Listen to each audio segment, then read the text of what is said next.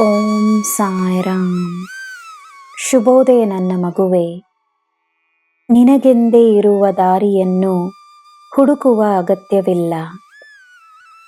ನೀನೀಗ ನಡೆಯುತ್ತಿರುವುದು ನನ್ನ ದಾರಿಯೇ ಆಗಿದೆ. ನೀನು ಹುಡುಕುತ್ತಿದ್ದ ಆ ದಾರಿಯಲ್ಲೇ ನೀನು ನಡೆಯುತ್ತಿರುವೆ.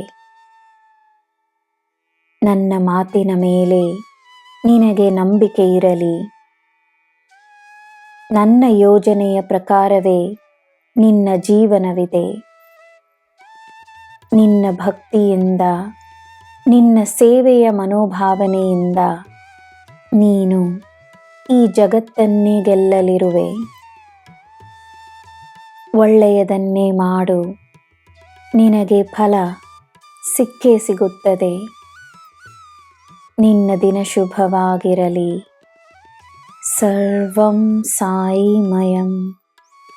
ಜೈ ಸಾಯಿರಾಮ್.